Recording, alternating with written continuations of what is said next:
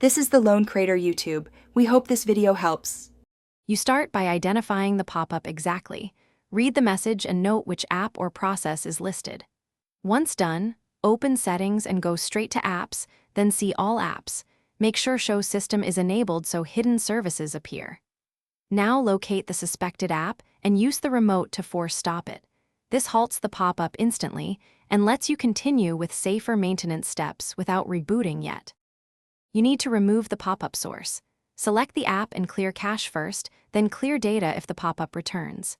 Next, inspect Android System Web View, Google App and Play services, force stop or uninstall updates for any component showing abnormal behavior. Make sure to disable that app's notifications and, if available, revoke Display over other apps permission. This prevents future overlays.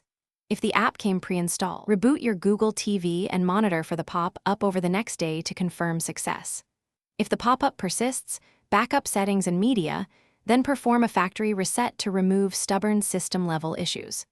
After reset, update system software first and reinstall only trusted apps. If something goes wrong, boot into safe mode to determine whether a third-party app is the culprit. Safe mode disables add-ons, so you can isolate and uninstall the responsible app without losing data.